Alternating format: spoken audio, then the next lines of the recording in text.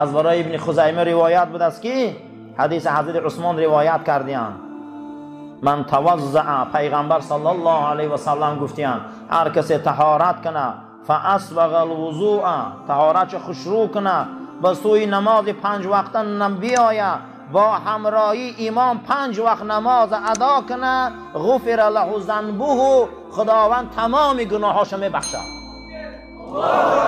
آمین. هر کسی که قطعی امام می بیا 5 وقت نماز میخونه. جناب پیغمبر در لحظه آخر حیات بودن، 13 نماز خوانده نتونستن، حضرت مردن و مسجد گفتن، مردن و مسجد گفتن، حتی که آمده 6 نماز خواندن. در یک روایت دیگه مادرمان عایشه میگن حضرت میگه چارقاوک از خانه من میبروردن، سرشان از خانه ای در خانه من بیرون میکردن، میدیدن که پدر و مردم در امامی داره. حضرت میگن که نگاه میکردم چشماش پوری آب میشد که من ای جماعت دیر موندم و همین درد از دنیا گذشتم. پیامبر ما مسجد گفتم مرد، پیامبر ما مسجد گفتم مرد.